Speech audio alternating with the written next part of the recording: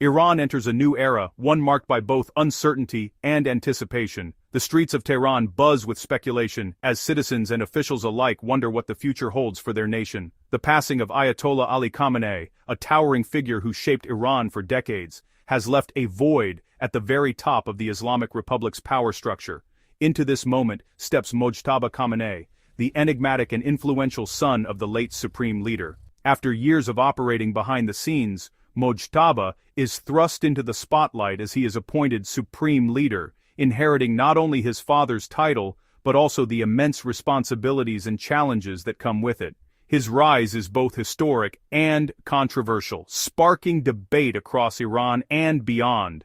The Assembly of Experts, Iran's powerful body of Islamic scholars, convened in a highly anticipated session. After intense deliberations, they confirmed Mojtaba's succession, solidifying the Khamenei family's grip on power and signaling continuity at the highest levels of government. This decision, while expected by some, has drawn criticism from reformists and those wary of dynastic rule.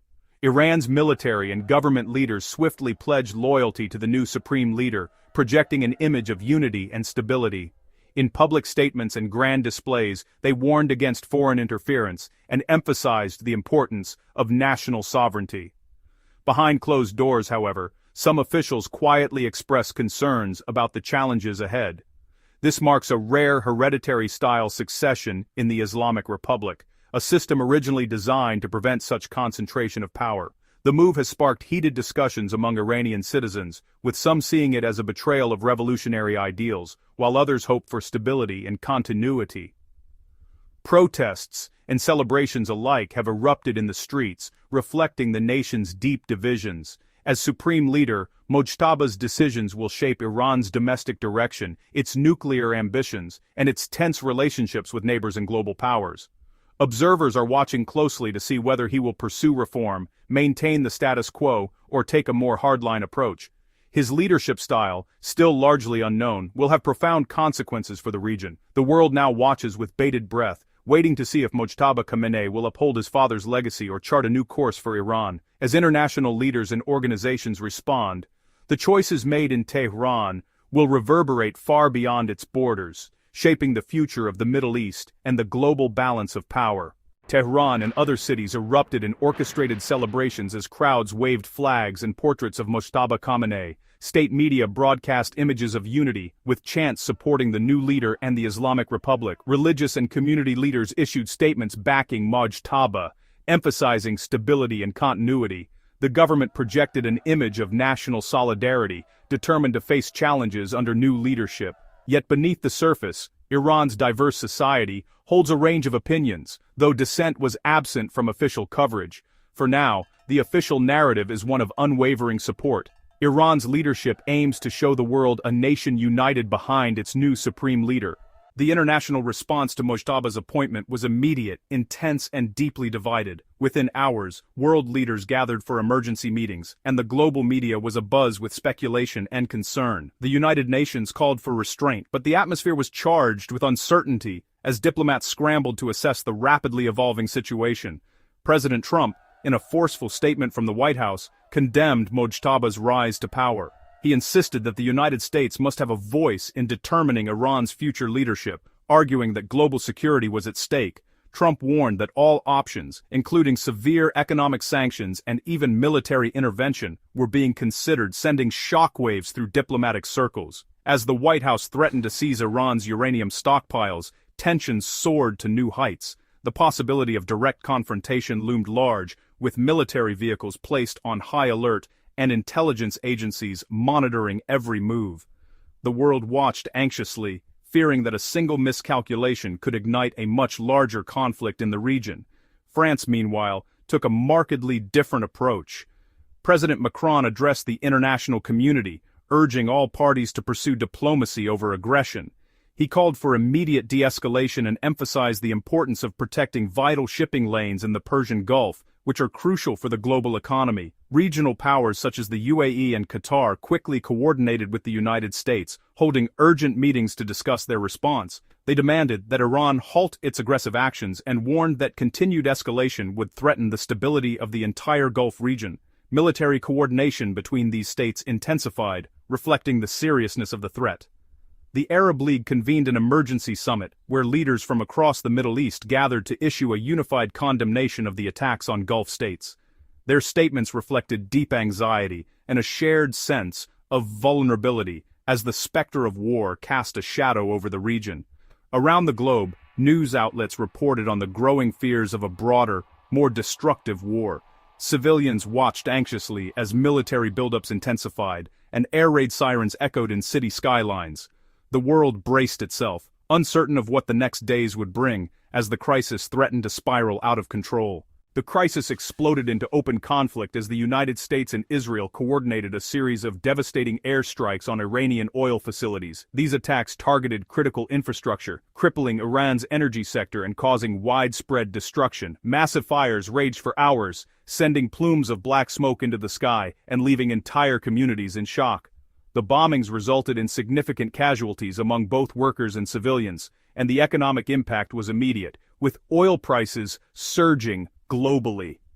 The world watched in alarm as images of burning refineries and shattered buildings dominated the news, signaling a dangerous new phase in the confrontation. In response, Iran launched a barrage of missile and drone attacks targeting Israeli cities and military bases. The night sky lit up with streaks of fire as explosions rocked urban centers, forcing thousands of civilians to seek shelter. Sirens wailed across Israel as emergency services scrambled to respond to the unfolding chaos.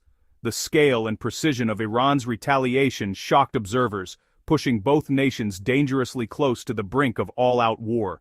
Israeli air defenses, including the Iron Dome system, worked tirelessly to intercept incoming projectiles. While most missiles and drones were destroyed in midair, some managed to slip through, causing injuries, property damage, and widespread fear among the population. Hospitals filled with the wounded as emergency crews raced to affected areas. The violence quickly spilled over into neighboring Lebanon. Israeli airstrikes struck suspected Hezbollah positions, resulting in civilian casualties and widespread destruction in Lebanese towns. In retaliation, Hezbollah fighters launched rockets into northern Israel, escalating the conflict and drawing more civilians into the crossfire. Across the region, the death toll mounted rapidly. Hospitals struggled to cope with the influx of injured, while rescue workers searched through rubble for survivors. Funerals became a daily occurrence, and the sense of loss and grief was palpable in every community affected by the violence. Amid the devastation, Iranian President Pezeshkian made highly publicized visits to hospitals, meeting with wounded civilians and comforting grieving families. His presence was meant to rally the nation in Project Resilience, even as the scale of destruction became increasingly clear. With each new strike and counterstrike, the cycle of violence deepened. The relentless attacks threatened to engulf not just the immediate combatants, but the entire Middle East in a catastrophic war. News outlets provided round-the-clock coverage, and the world watched anxiously as the situation spiraled further out of control. The rapid escalation of the conflict sent shockwaves across the globe. The United Nations convened emergency meetings, world leaders called for restraint, and financial markets plunged into turmoil. Ordinary people everywhere watched the news with growing anxiety, fearing what might come next. As military analysts warned of further escalation, armed forces across the Middle East were placed on high alert. Border troops prepared for the possibility of a wider conflict, knowing that any misstep could trigger a much larger regional disaster.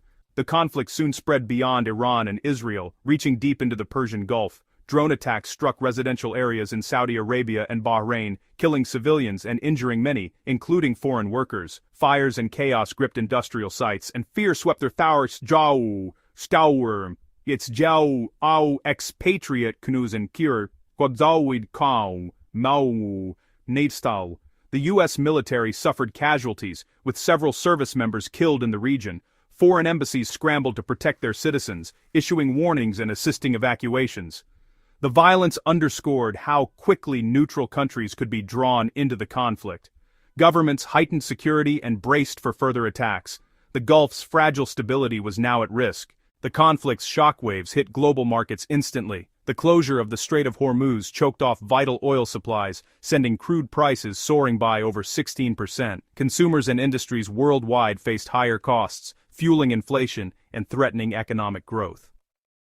President Trump downplayed the spike, calling it a necessary sacrifice for security. but many nations faced severe economic strain.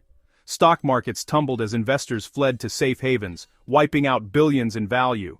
The crisis exposed the world's vulnerability to regional instability. Governments and central banks scrambled to respond to the economic fallout.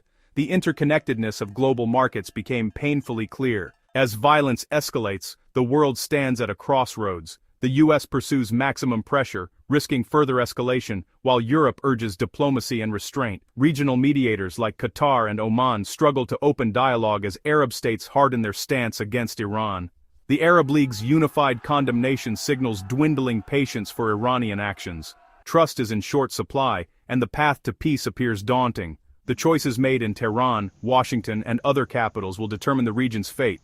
Continued conflict risks catastrophic consequences. Only bold diplomacy offers hope. The world waits, hoping for wisdom to prevail over war.